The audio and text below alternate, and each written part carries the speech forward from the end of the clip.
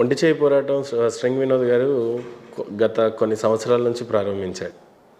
హిందూ సోదరుల నుంచి కానీ, మత పెద్దల నుంచి కానీ ఏ రకమైన సపోర్ట్లు ఉన్నాయి, ఏ రకమైన ఇన్సెక్యూరిటీ ఉంది, ఏ రకమైన కాన్ఫిడెంట్ ఉంది మీకు అని అంటే ఏం చెప్తారు? సపోర్ట్ చాలా చాలా బాగా చేస్తున్నారు. మనకేంటంటే ఫైనాన్షియల్ ప్రాబ్లమ్స్ అనేది ఉండడం వల్లే మనం ఎక్కువ పర్ఫామ్ చేయలేకపోతున్నాము.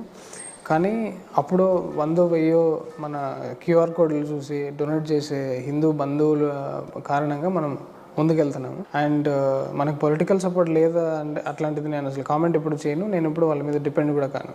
నేను ఎక్కడికైనా వెళ్తే కూడా నేను మీకు ఏ విధంగా ఉపయోగపడగలను అంటానే కానీ నాకు ఇది చేయండి అని ఒకవేళ చేసినా కూడా ఓకే నేను ఈ పని చేయబోతున్నాను, డాక్యుమెంటరీకి ఎంత కష్టపడ్డాము, ఇలాంటిది మీరు ఇంకొంచెం ఫండింగ్ ఇస్తే మనం ఇంకో పెద్ద దెబ్బ కొట్టగలుగుతాం.